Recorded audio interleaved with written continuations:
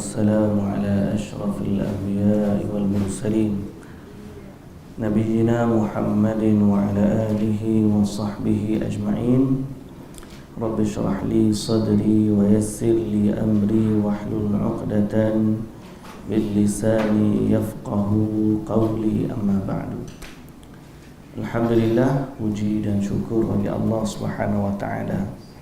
Selawat serta salam atas Nabi junjungan kita Nabi Muhammad sallallahu alaihi wasallam, juga atas ahli keluarga baginda, para sahabatnya dan para pengikutnya yang setia sehinggalah ke hari kiamat. Alhamdulillah. Baik, jadi pada pagi ini kita baca ayat-ayat terakhir dari surah Al-Insan, di mana hari ini kita baca dari surah Al-Insan juzuk yang ke-29, surah yang ke-76. Muka surat masih lagi muka surat 579. Kita ulang dari ayat 23 sampai habis, insya-Allah. Ayat 23. A'udzu billahi minasy syaithanir rajim.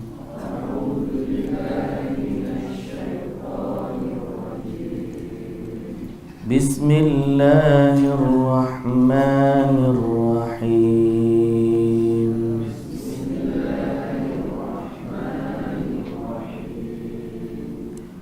Inna nahnu nazzalna 'alaikal Qur'ana tanzila.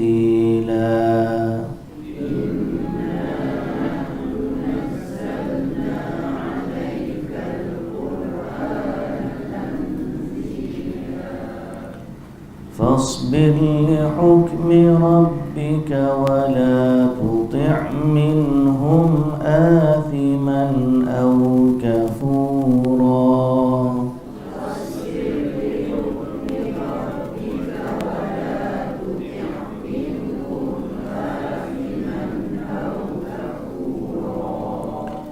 Wadhkur isma rabbika bukratan wa asila.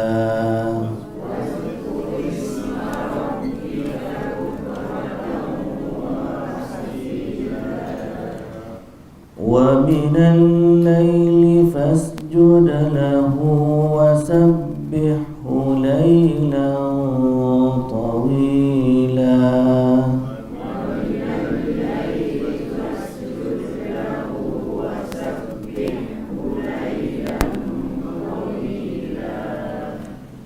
Inna haula'i yuhibbunal 'ajilah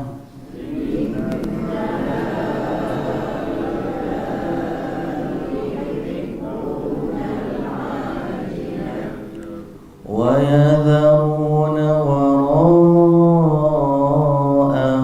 yawman thaqila.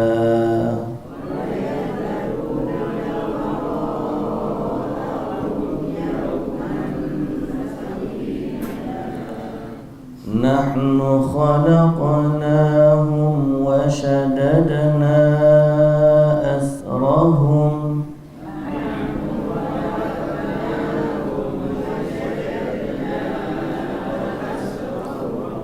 wa idza syi'na baddalna amsalahum tabdila.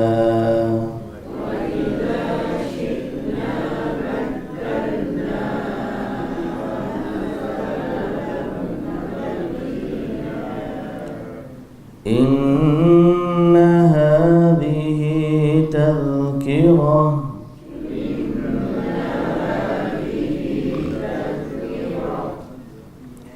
faman syaa'a ittakhadha ila rabbih sabila.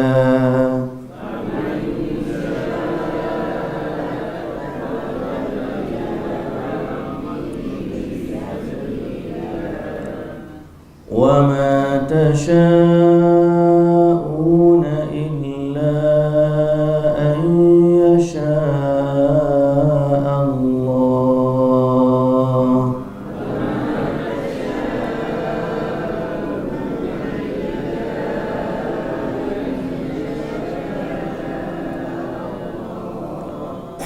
إن الله كان عليما حكيما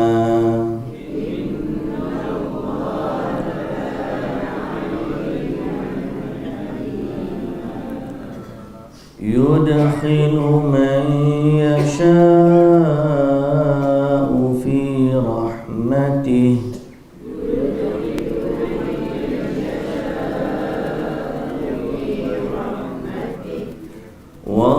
والظالمين أعد لهم عذابا أليما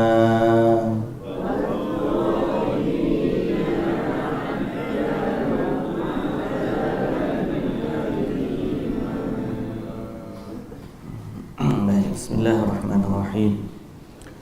Alhamdulillah, sekali lagi kita merafakkan setinggi-tinggi puji dan syukur bagi Allah Subhanahu wa taala, Tuhan kita yang telah menciptakan kita, menciptakan sekalian yang ada di alam semesta dan menjaganya, mengaturnya, mentadbirnya, menguruskannya dan mentakdirkan bagi segala makhluknya dengan ketentuan dan takdir yang sesuai mengikut hikmah kebijaksanaannya. Selawat dan salam atas Nabi junjungan kita Nabi Muhammad sallallahu alaihi wasallam, Rasul yang Allah pilih untuk sampaikan wahyunya kepada kita, menjadi contoh teladan buat umatnya. Dialah manusia yang terbaik dan menyusuri jalannya merupakan jalan yang terbaik untuk mendekatkan diri kepada Allah yang Maha Esa. Juga selawat ke atas ahli keluarga baginda yang suci, para sahabat baginda yang mulia, para pengikutnya yang setia, para pejuang agamanya yang tetap di atas manhajnya sehinggalah ke hari kiamat. Alhamdulillah. Baik, hari ini ayat-ayat yang terakhir kita baca dari surah Al-Insan. Agak-agaknya boleh khatam lah hari ini. Agak-agaknya lah insya-Allah. Agar kita menjadikan Quran ini sebagai panduan dalam hidup kita, kerana dia adalah nikmat. Bila Allah selesai cerita nikmat syurga, Allah cerita tentang nikmat Quran. Kerana Quran ni adalah nikmat bagi kita. Setelah dia selesai cerita bab syurga panjang lebar, maka Allah Ta'ala cerita bab Quran, menunjukkan Quran ni sebahagian daripada nikmat bagi kita. Maka beruntunglah orang yang menjadikan Al-Quran pedoman dan petunjuk dalam hidup dia, dan rugilah orang yang mensia-siakan petunjuk Quran. Dia ada dua cara, bukan dua cara lah, dua sifat manusia. Pertama, manusia ni ada dia buat dulu hak dia nak buat, kemudian dia cari hujah dalam Quran untuk sokong apa yang dia buat. Jadi orang ni kadang-kadang penghujahan dia terpilih, sebab dia nak buat dulu hak betul dengan selera dia, dia guna Quran. Hak tak betul dengan selera dia, tak apalah, dia kata ini kita guna akal kita guna logik akal. Takkanlah benda tak betul ni, benda baik Tuhan tak terima. Dia kata macam tu. Jadi dia menjadikan Al-Quran sebagai hujah sokongan. Kita tak nak macam ni. Kita nak Quran tu duduk depan kita, iaitu kita menahan diri dari melakukan sesuatu apapun dalam ibadah sehingga kita dapati petunjuk dalam Quran. Berarti kita nak buat ni, kita tanya dulu, ada tak Quran suruh kita buat macam ni? Ada tak Quran kata kepada kita begini dan begini? Kerana kita letak Quran tu di depan kita. So ada beza antara dua pendekatan. Pendekatan yang pertama, dia buat apa dia nak buat. Yang ada dalil dalam Quran, dia bunuh. Yang tak ada dalil Quran, dia kata benda ni baik, apa salahnya. Dan dia carilah hujah-hujah Quran yang menyokong hujah benda baik, apa salahnya. Yang mana hujah tu kadang-kadang bersifat umum, tidak khusus. Itu pendekatan yang pertama. Ramai orang macam tu. Tapi pendekatan yang lebih lagi adalah pendekatan yang kedua. Itu pendekatan kita tahan diri kita daripada melakukan apa jua sehinggalah kita dapati ada hujah dalam Quran. So, kalau orang tanya, boleh tak lagu ni? Nanti kita tengok dulu, ada tak dalam Quran? Ini merangkumi semua bab, dari sudut akidahnya, ibadatnya, akhlaknya, adabnya, semua benda. Sebab tu apabila orang tanya tentang akidah, tentang sifat bagi Tuhan, dia kata sifat bagi Tuhan ni macam ni. Kita tanya dia balik, apa hujah dia? Tak, inilah yang logik pada kita. Kita fikir macam ni. Tak boleh. Kita kena tanya dulu, apa Quran kata tentang Allah? Apa Quran kata tentang ibadah? Apa Quran kata tentang akhlak kita? Sehingga kita jadikan Quran tu di depan, bukan dia alat untuk menyokong kita. Dan ini sebenarnya cara Nabi SAW sendiri, yang mana selaku orang yang menerima wahyu Al-Quran, Nabi SAW sama sekali tidak mendahului Al-Quran. Tidak mendahului Al-Quran. Adalah pandangan Umar Al-Khattab radhiyallahu anhu, yang kadang-kadang pandangan Umar tu bertepatan dengan Quran, tapi bukan menjadikan itu hujah untuk mendahului Quran. Sebab Umar hanya bagi pandangan, mereka tak akan ambil, tak akan pakai, tak akan terima, sehinggalah Quran endorsekan dia. Adapun setelah daripada Quran telah pun sempurna, maka tak berlaku lagi orang yang boleh mendahului Al-Quran. Nabi SAW sebagai contoh, bila datang kepadanya satu persoalan, seorang wanita ditanya Nabi tentang hukum zihar. Zihar ni maksud seorang suami zaman jahiliyah dulu, cara dia nak menggantung isterinya tanpa tali. Nak kata cerai, tak cerai. Nak kata nak bersama, tak bersama juga. Jadi dia pergi kata kepada isteri dia, anti alayya ka dhahri ummi, kamu ni bagi aku seperti tubuhnya ibu aku, seperti belakang tubuhnya ibu aku. Maknanya aku tak akan tidur dengan kamu seperti mana ibuku haram bagi aku. Dia panggil hukum zihar.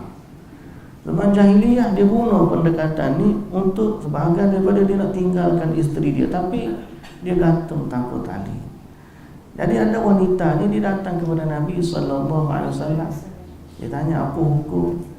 Dulu aku muda, dia sayang kat aku. Bila aku dah berusia, dia ziharkan aku. Apa dia nak buat, macam mana Rasulullah? Rasulullah diam, Rasulullah tak kata apa. Sehingga turun ayat Quran. Allah Ta'ala menjelaskan bahawa itu bukan daripada amalan kita. Dan siapa yang menziharkan, dia kena bayar kafar. Bayar seolah-olah dia seperti sumpah. Jadi bayar kafar zihar dan kembali bersama dengan isteri. Jadi dalam isu ni dan beberapa isu lain, Nabi SAW sama sekali tidak mendahului Al-Quran. Kalau dia nak jawab apa-apa, dia tunggu dulu Quran. Wahyu ada, kalau ada wahyu baru bagi tahu. Kalau tak ada wahyu, Nabi tahan. Wahyu boleh jadi dengan Quran, boleh jadi dengan hadis, dan boleh jadi dengan apa yang Allah Ta'ala bagi kepada Nabi SAW. Jadi Quran ni nikmat bagi kita. Semoga Allah Ta'ala jadikan kita ni orang yang senantiasa berhujjah dengan Quran dan menjadikan Quran itu penyuluh dalam hidup kita. Hudan lil muttaqin. Setelah daripada cerita Quran yang kita baca semalam, ayat yang kita nak baca hari ini iaitulah dari ayat yang ke-25, wa dzkurisma rabbika bukratan wa asila. Itulah perintah Allah supaya memperbanyakkan zikir kepada Allah pada waktu pagi dan juga waktu petang. Wadhkurisma rabbika bukratan wa asila.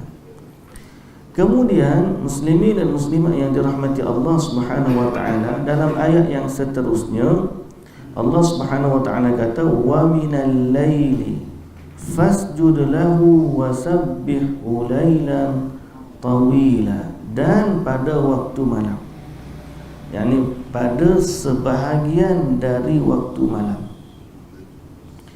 Fasjud lahu, sujudlah kepada Tuhan, yakni dengan mengerjakan sembahyang. Okay, dengan mengerjakan sembahyang. Ayat ni sambungan kepada ayat sebelumnya, iaitulah wadhkur rabbika bukratan wa asila. Dalam tafsir pimpinan Rahman Syekh Abdullah Basmih menyebut, dan sebutlah dengan lidah atau dengan hati akan nama Tuhanmu di dalam dan di luar salat pada waktu pagi dan juga petang. Mana perintah untuk berzikir dengan Al-Quran, dengan zikir-zikir yang lain pada waktu pagi dan petang, merangkumi perintah salat dan selain daripada salat. Itu apabila kita beriman dengan Allah, beriman dengan Quran, kita zikir kepada Allah, dan zikir yang paling agung ialah dengan salat kita. Tambah lagi salat sunat di waktu malam atau rentetannya.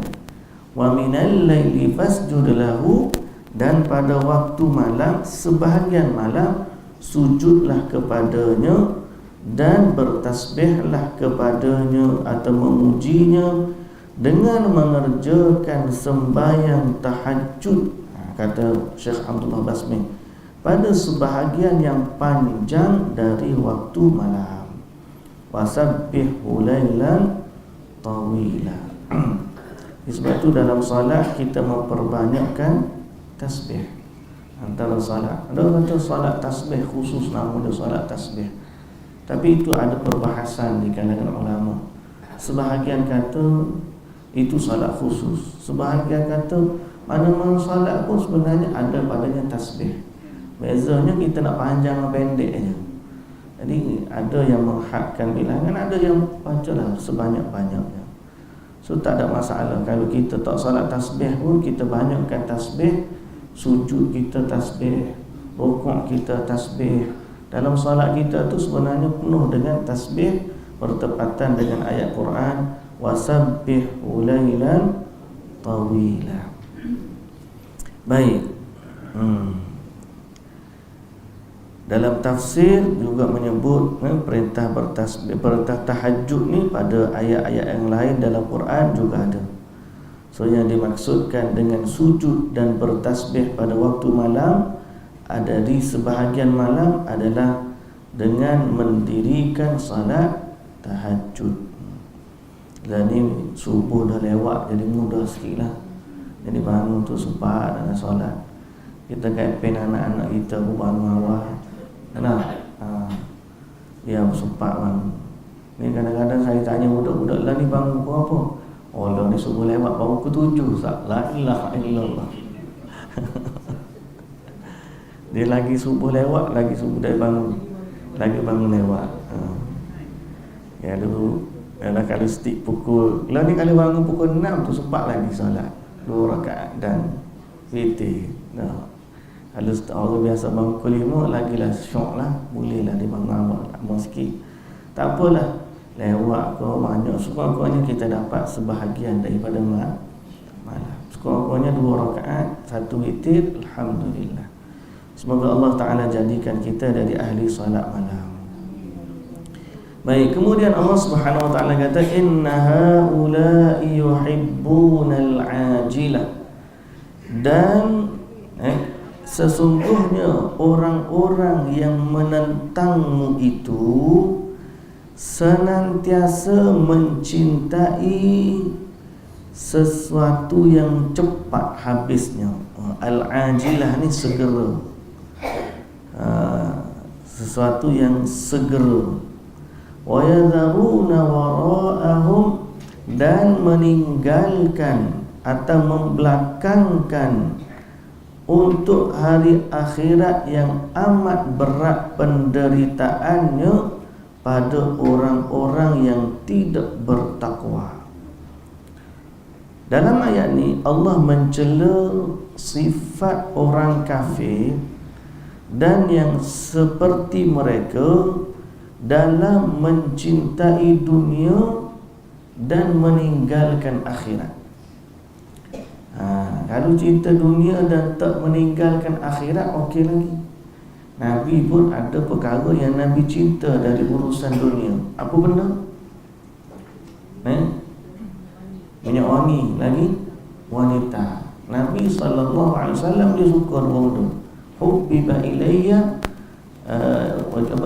hubbiba ilayya minad dunya, dijadikan aku cinta kepada dunia, at-tib wan nisa, minyak wangi dan wanita. Memang Nabi suka. Dan waju'ilat qurratu aini fis salat, dijadikan hiburan bagiku adalah salat. Ini Nabi sallallahu alaihi wasallam. Yang dimaksudkan dengan cinta dunia ni cinta al-ajilah. Apa maksud al-ajilah? Al-ajilah ni barang yang segera. Maknanya dia nak dunia untuk habuan dunia. So dia cari dunia untuk dapat habuan dunia. Ajilah, barang segera. Barang cash lah. Kata mana nak barang ni dapat cash tu, nak dapat secara ansur-ansur atau bagi kemudian. Orang kata baik pula. Kalau kita orang yang meniaga, antara cash dengan bayar ansur-ansur, mana kita nak? Mesti kita nak cash. Ansur-ansur ni belum tentu lagi. Kita nak cash. Jadi ada sebahagian orang dia guna pendekatan akhirat atau berjual beli dengan Allah, dia minta cash. Kita baca dalam kitab ada Wad-Dawa dulu di Masjid Mustaqim dulu. Ada Wad-Dawa itu penyakit hati dan ubatnya. Antara penyakit hati yang menimpa manusia ialah dia suka bila bermuamalah dengan Allah, berurusan dengan Allah, dia suka dapat cash. Suka dapat cash. Sehingga sebahagian orang, apa solat duha sebab nak kaya, nak orang rezeki. Waktu sekurang-kurangnya dalam agama Islam sebenarnya benda tu tak betul lagi. Kita kalau buat ibadat kepada Allah, nombor satu akhirat. Walaupun dia tak kaya, tiba-tiba dia solat tak kaya. Aku tak kisah, tak kaya pun. Pasal bukan matlamat utama nak hak dunia ni. Kalau Allah bagi, ya. Kalau Allah tak bagi, tak apa. Pasal kita niat hak akhirat yang lebih utama. Sebahagian orang dia solat tak kaya pun, akhir sekali dia meninggalkan solat. Nah, pasal dia niat memang dengan ibadat dia mengharapkan dunia. Yang tu pun tak terima. Apatah lagi kalau orang kafir dalam seluruh hidup dia mengharapkan habuan dunia. Tak ada langsung kebaikan akhirat dalam pemikiran dia. Hujah mereka kenapa? Kita baik cari benda yang cash daripada benda yang tangguh. Ini antara talbis iblis dan juga bisikan syaitan yang masuk dalam hati manusia. Bila cerita buat akhirat, benda tak nampak. Bila buat cerita dunia, al-ajilah, benda cash, dapat mana? Nabi kata solat 2 rakaat lebih baik daripada dunia dan seisinya kau biasa subuh. Dia kata baik buat benda lain, dapat tu cari rezeki, dapat duit RM100 sehari, RM200 sehari. Mana hal ni lebih baik daripada dunia dan seisinya? Tak ada apa. Dia rasa lebih baik kejar benda yang cash daripada benda yang tangguh. Tapi sebenarnya itu tak terpakai bila kita berurusan dengan Allah. Sebab apa? Baik, kita bagi contoh dengan manusia tadi. Kalau beli cash kita dapat 100. Kalau beli ansuran, kata jual cash dapat 100. Kalau jual ansuran dapatlah 150. Beza dia RM50. Nah, siapalah kita tak. Baik kita ambil cash RM50 je, tangguh siapa Allah. 2-3 bulan. Tapi kalau orang kata macam ni, kalau bayar cash saya bayar 1 juta, tapi kalau bayar tangguh saya bayar 1 bilion. Agak-agak orang tu nak ambil cash lah, nak ambil 1 bilion. Jauh sangat beza. Mesti dia ambil yang lebih mahal. Seni dengan Allah bukan lagi bandingan 1 juta dengan 1 bilion. Walaupun tak dapat sekarang, tapi yang Allah nak bagi itu lebih daripada 1 bilion. Bagi orang yang berakal, bila berinteraksi dengan Allah, dia akan dahulukan bayaran akhirat. Pasal apa? Sebab dia lebih besar nilai dia di sisi kita dan di sisi Allah sendiri. Melainkan orang-orang yang tak beriman dengan hari akhirat. Inilah penyakit hati.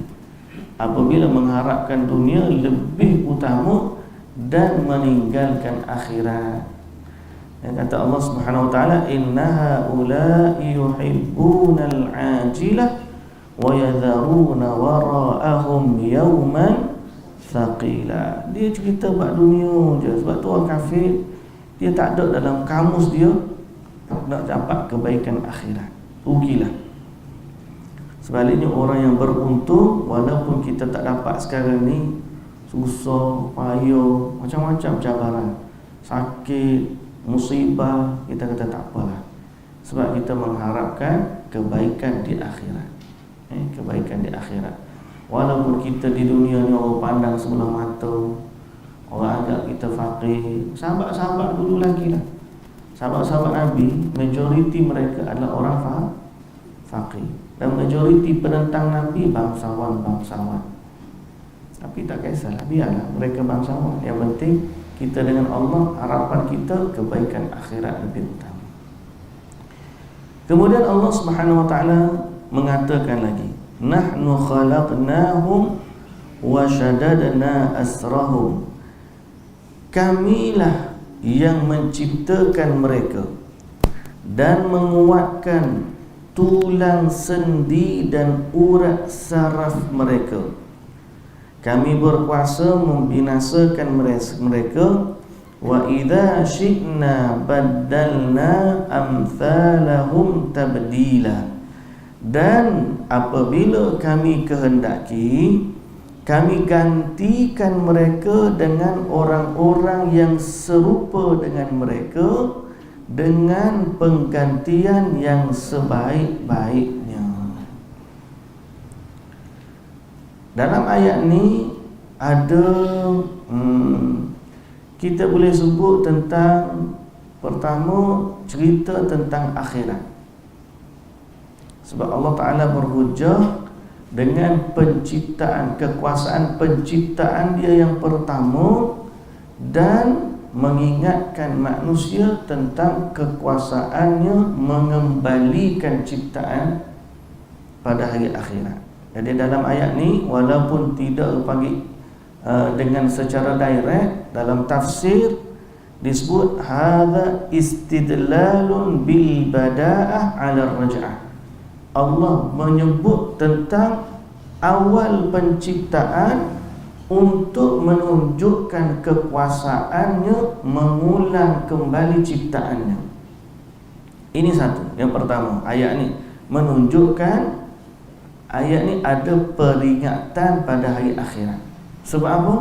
Sebab dia kesinambungan dari ayat sebelumnya. Kan Allah Ta'ala kata mereka suka benda yang segera, mereka meninggalkan di belakang mereka hari yang berat. Padahal kami telah menciptakan mereka dan menguatkan tulang sendi serta urat saraf mereka. Dan apabila kami berkehendak, kami boleh datangkan satu kaum seperti mereka. Wa idza syi'na badalna amsalahum tabdila, sebagai ganti. Maka satu ayat ni menunjukkan kekuasaan Allah mengembalikan manusia pada hari akhirat. Sebab kesinambungan ayat sebelumnya. Satu lagi ayat ni juga, ayat yang sama, menunjukkan kekuasaan Allah dan dia tidak berhajat kepada makhluknya. Ingat lagi tak saya terjemahkan,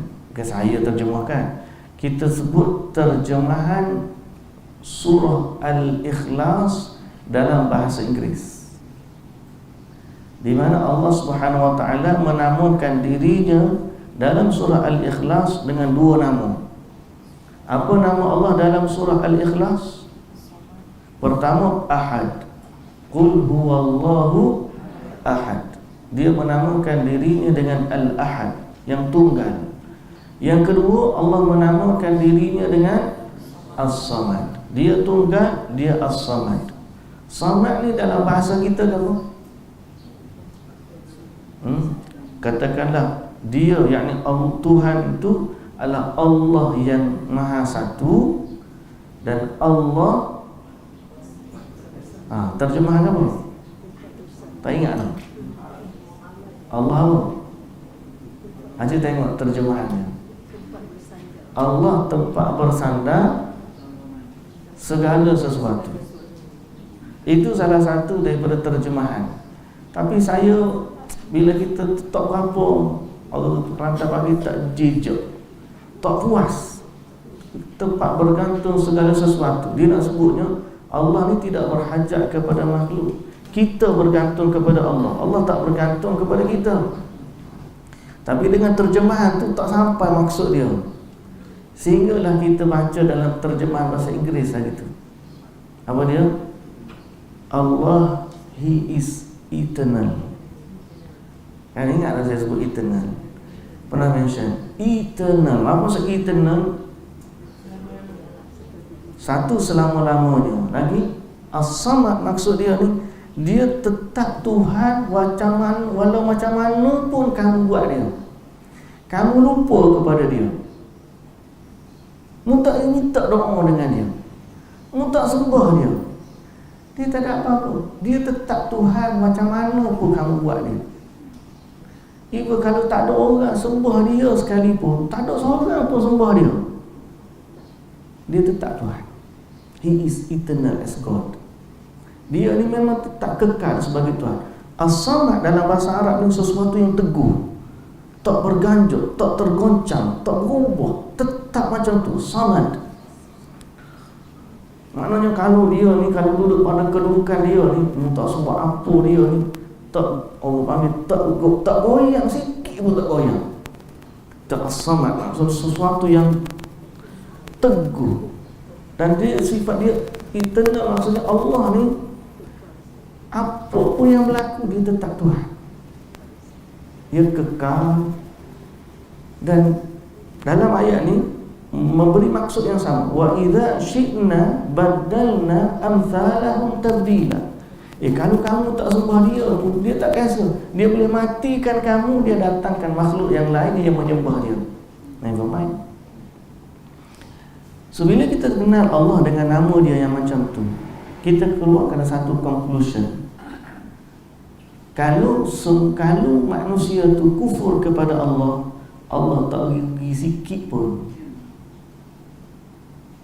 Dan kalau semua manusia sembah Allah pun, Allah tak untung sikit pun.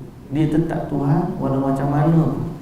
Sebab tu dalam hadis kursi, Allah Subhanahu wa taala sebut, ya ibadi, wahai hamba-hambaku, law anna awwalakum wa akhirakum wa insakum wa jinnakum kanu ala afjari qalbi rajulin minkum ma naqasa dhalika min mulki syai'a. Wa inna awwalakum wa akhirakum wa insakum wa jinnakum kanu ala atqa qalbi rajulin minkum ma zada dhalika min mulki syai'a.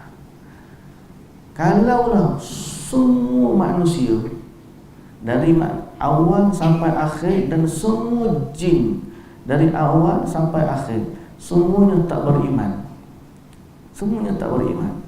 Bahkan level Fir'aun berlaku, orang yang paling jahat di kalangan kamu, semua orang macam tu.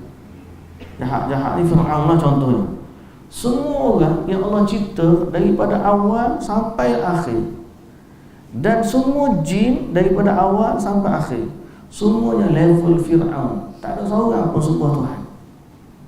Allah Ta'ala kata, tak kurang kekuasaanku sedikit pun.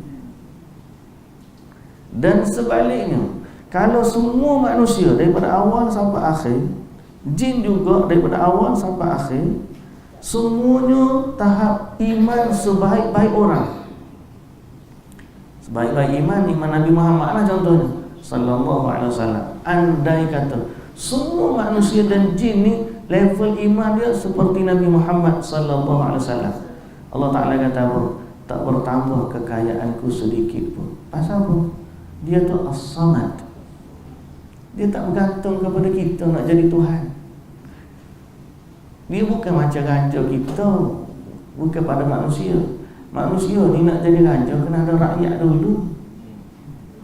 Kalau tak ada rakyat, macam mana nak jadi raja?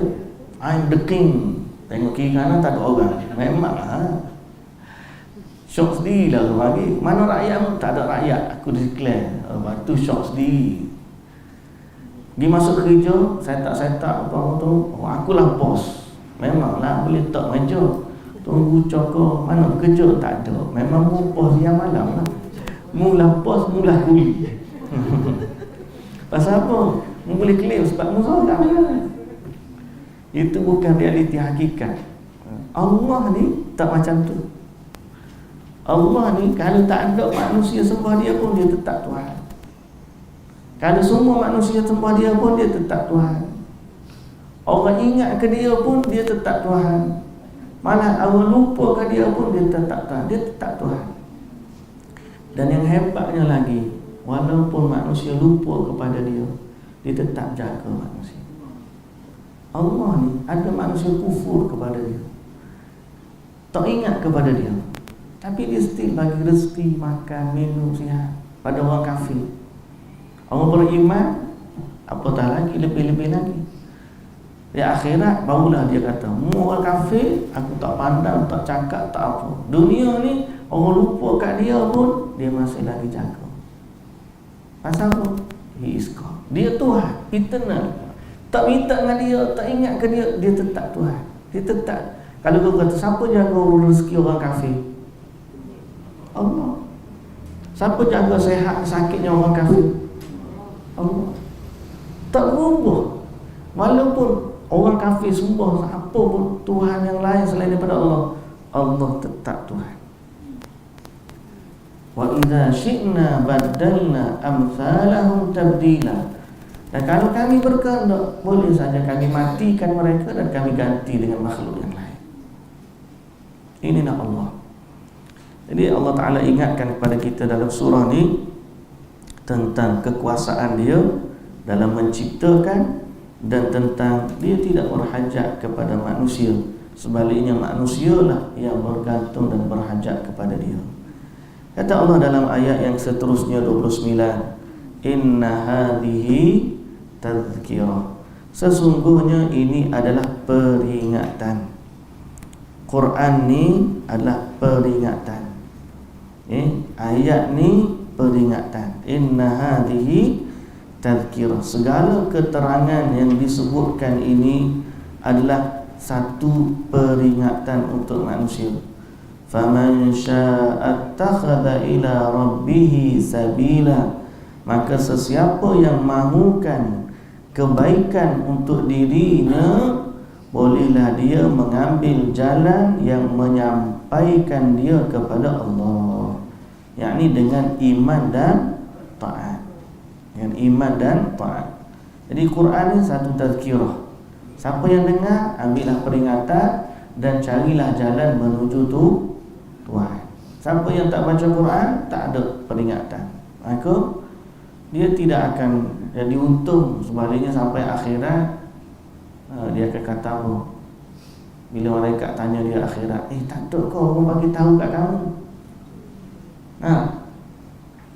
Alam ya'tikum nadhir. Tak ada kau orang bakal datang bagi tahu peringatan? Dia qalu bala. Datang. Bukan tak datang, ada. Qalu bala qad ja'ana nadhirun. Telah datang kepada kami seorang pemberi peringatan. Tapi apa yang kami buat? Fakadzabna. Kami yang tak percaya. Wa qulna, dan kami kata ma nazzalallahu min syai'. Allah Ta'ala tak turunkan apa pun. In antum illa fi dhalalin kabir. Sebaliknya kamu yang bercakap ni sesat.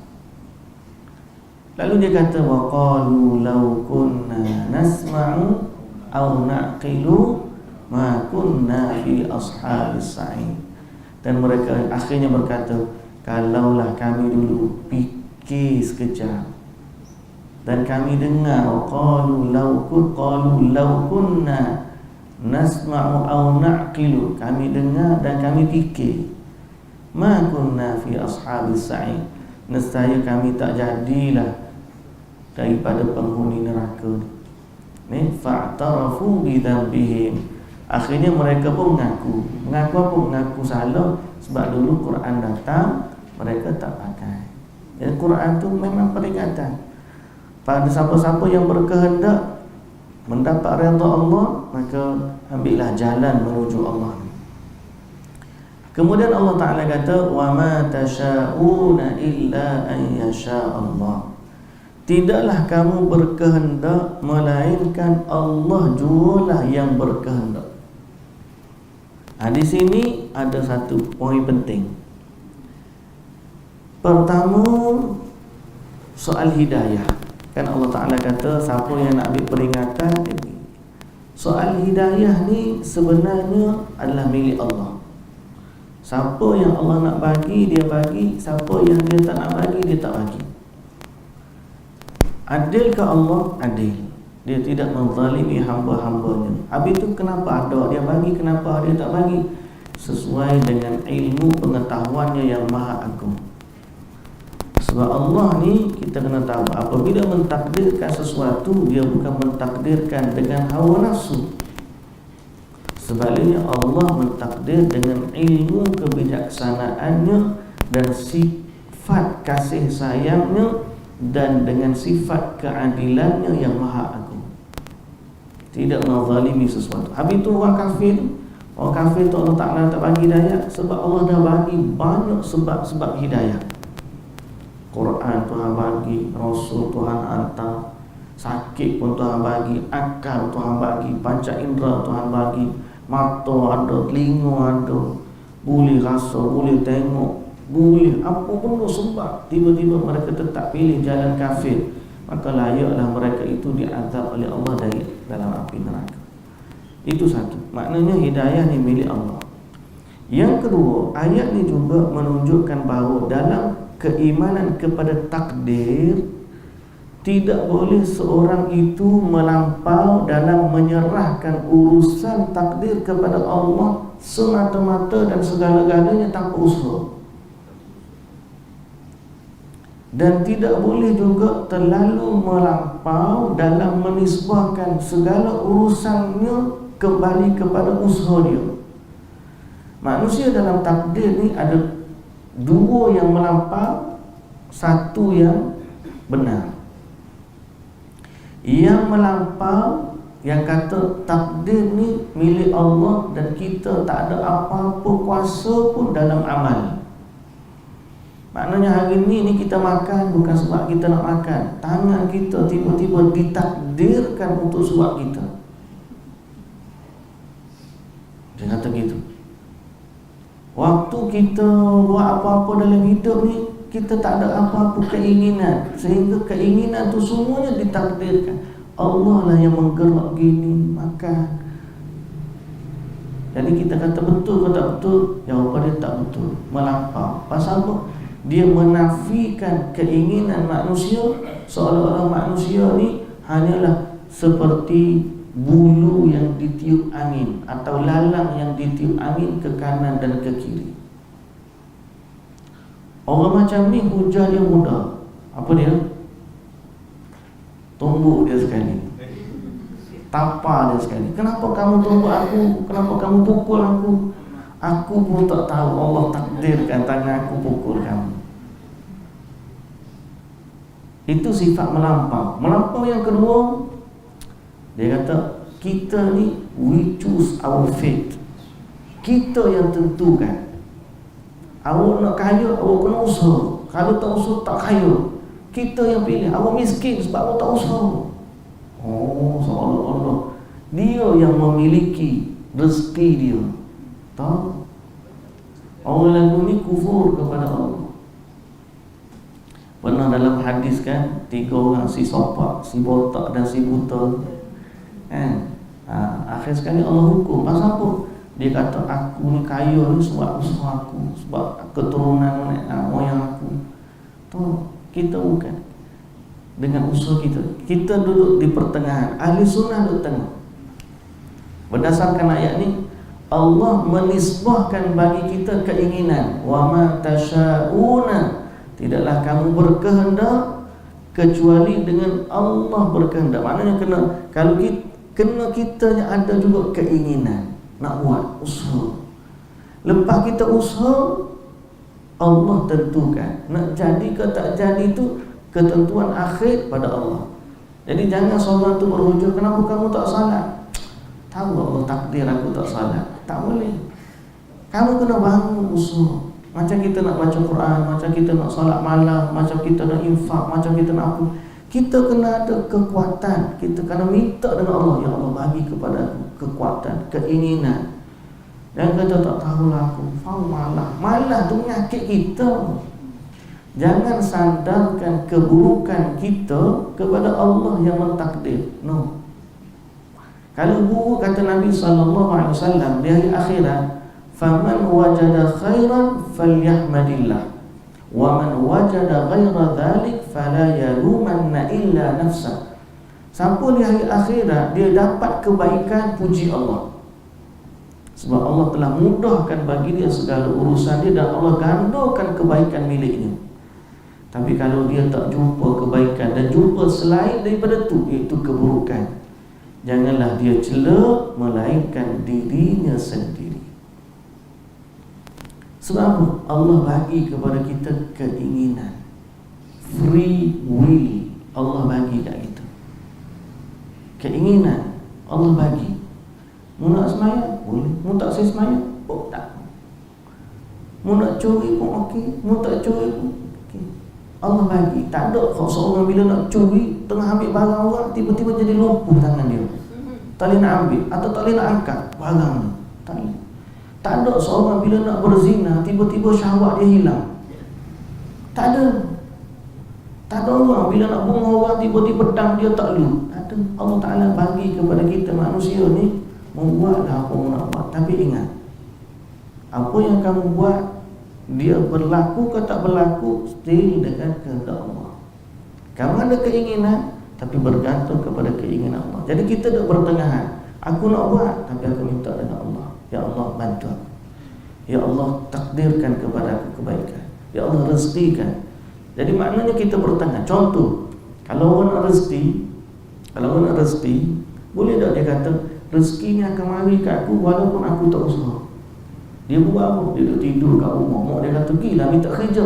Tak apa mak, kalau takdir aku dapat rezeki gaji 10,000, yang marilah tu.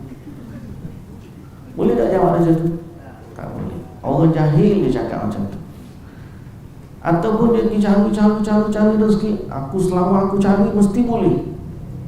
Tak juga. Ada je orang rajin daripada dia tapi tak dapat. Jadi ahli sunnah bak rezeki, kita usaha, Allah mentakdirkan. Bak usaha mana-mana, kita usaha, Allah takdirkan. Hatta bak hidayah. Bak hidayah. Ada orang tanya, adilkah Allah apabila dalam bab hidayah orang ni lahir keluarga Muslim, orang ni lahir keluarga kafir. Jadi sampai hari akhirat dia mati, kemudian Allah hukum dia disebabkan kekafiran. Padahal Allah lahirkan dia dalam keluarga kafir. Orang ni tak apalah dia lahir dalam keluarga Islam, jadi dia Islam. Jadi mana adilnya Allah? Dia kata lagu tu. Ada orang guna akal berhujah dengan lagu tu. Apa jawapan dia? Apa hujah? Nak jawab macam mana? Nak jawab macam mana?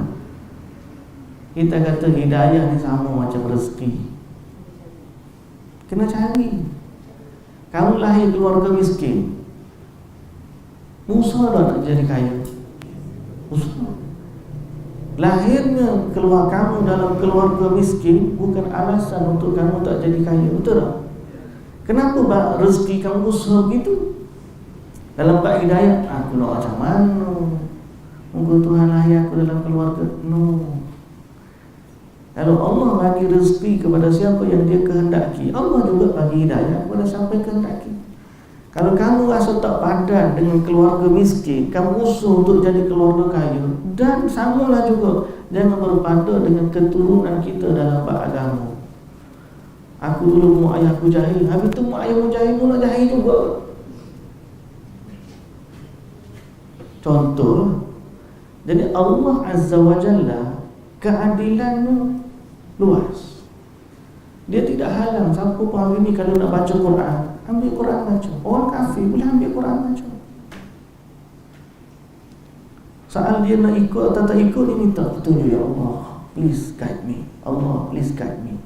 Kita orang Islam pun setiap hari kita baca, Allah, please guide me. Ihdinas siratal mustaqim. Jadi dalam urusan takdir ni kita berserah kepada Allah, tapi dalam masa yang sama tidak meninggalkan usaha. Bab rezeki macam tu, bab hidayah pun macam tu, bab harta pun macam tu, bab zuriat keturunan pun macam tu, bab semua kita duduk pertengahan. Kalau tiba-tiba dapat orang panggil apa, pasangan yang tidak beriman atau tidak soleh, aku ni macam mana boleh pasangan aku ni? Nasiblah dapatkan. Jangan berserah gitu. Ikhtiar, minta doa kepada Allah, ajak dia mai majlis ilmu, bawa balik panggil pamphlet pasang kuliah-kuliah kat dalam rumah tu. Anak, ya Allah, tak usah, anak saya nakal lah, macam-macam gini-gini. Jangan. Selama kita tak mati, kita usaha. Minta doa kepada Allah. Allah bagi hidayah seperti mana Allah bagi rezeki. Jadi kalau kita usaha bab rezeki, why not kita usaha bab hidayah? Wa ma tasyauna illa an yasha Allah. Di saat kita usaha, maka mintalah petunjuk dari Allah dan mintalah kurniaan dari Allah Subhanahu wa taala. Mudah-mudahan kita nak Allah berkehendak, jadilah dia. Kalau kita nak Allah tak berkehendak, tak jadi. Dan bila Allah tak berkehendak tu, jangan kita kata, tak aci lagi tu. Tak. Allah berkehendak dengan keadilannya, dengan hikmah kebijaksanaannya, dengan rahmat kebaikannya. Semua tu tidak berlaku pada Allah, melainkan dengan segala kesempurnaan dan kebaikan. Bahkan apabila telah berlaku sesuatu dalam takdir, jangan pula menyalahkan takdir. Masa pun tahulah, Allah Ta'ala marah kalau orang menyalahkan takdir. Ada orang mencela masa. Kita baca bab akidah, ada orang mencela masa. Kita ni apa dia mati, tahulah itu sampai masa dia matilah dia.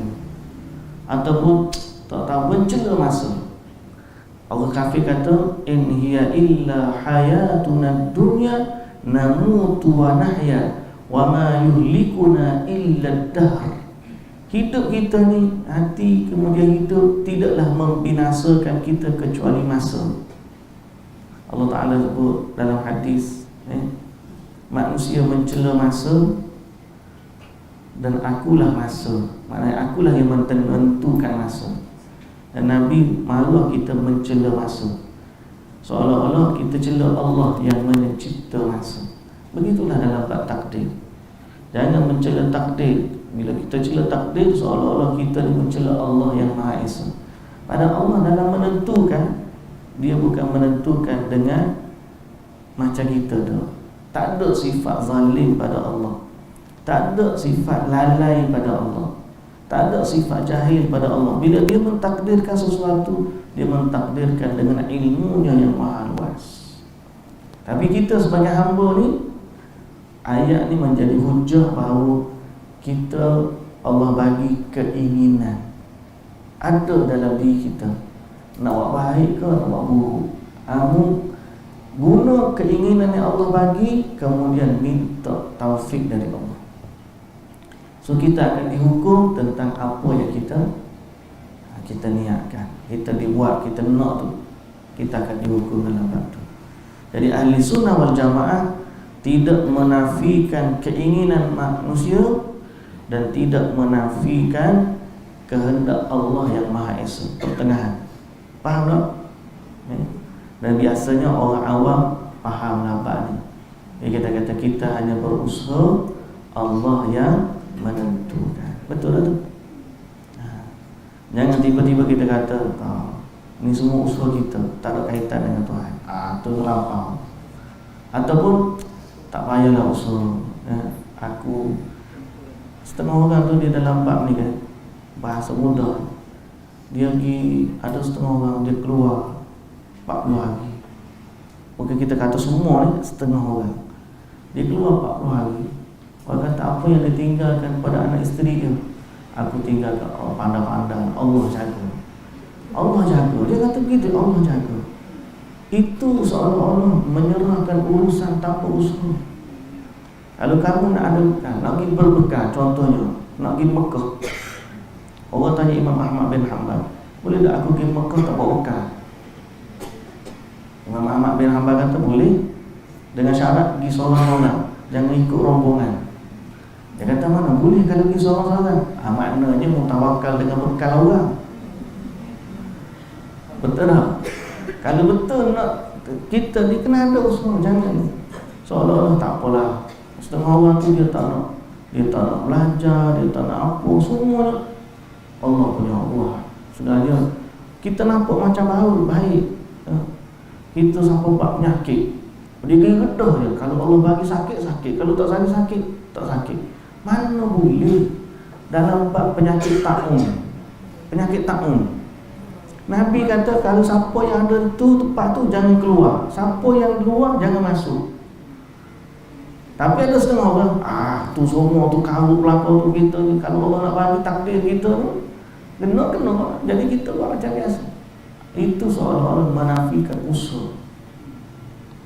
Ahli sunnah tak tengok sakit ada ubat dia, kita usaha ikhtiar cari ubat.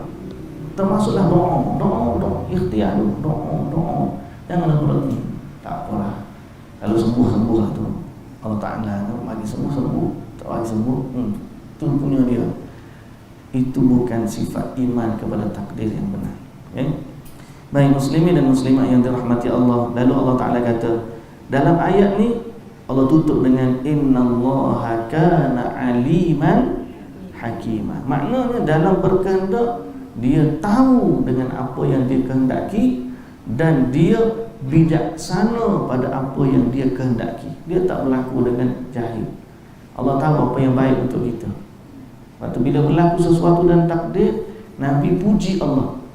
Nabi kata alhamdulillahi ala kulli hal. Sebab takdir ini berlaku dengan ilmu dan kebijaksanaan. Lalu Allah Ta'ala kata yudkhilu man yasha'u fi rahmatih, dan dia masukkan kepada siapa yang dikehendakinya ke dalam rahmatnya, iaitu dalam syurga.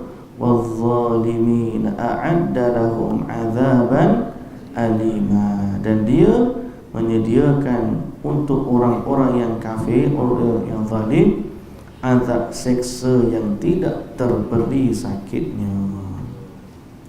Maka kehidupan manusia dalam ayat ni, surah Al-Insan ni, kita perhati, Allah mula dengan satu ayat, Allah tutup dengan satu ayat.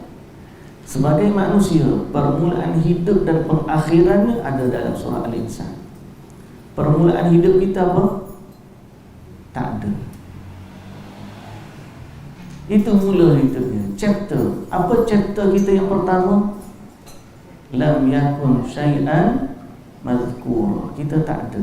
Itulah chapter pertama, kosong. Kemudian jadi ada gini. Akhir chapter kita apa? Syurga atau neraka. Itulah chapter kita. Tak ada lain dah kita ni. Itulah Allah Ta'ala sebut surah Al-Insan, awal ayat kita tak ada, akhir ayat destinasi kita. yudkhilu man yasha'u fi rahmati wadh-dhalimina a'adda lahum 'adzaban alim. So nak gimana? Kamu tak akan dapat lagi daripada dua destinasi ni. Imma wa imma, sama ada syurga atau neraka. Jadi pilihlah untuk hidup seperti mana yang Allah Ta'ala tentukan dan Allah Ta'ala perintahkan bagi kita. Semoga Allah Ta'ala masukkan kita dalam rahmatnya dan Allah selamatkan kita dari azab seksanya. Wallahu Ta'ala alam. Jadi alhamdulillah, habislah kita surah Al-Insan. Alhamdulillah. Dan kita pun cuti 2 minggu. InsyaAllah kita sambung balik nanti. Baliklah, nanti kita maklumlah.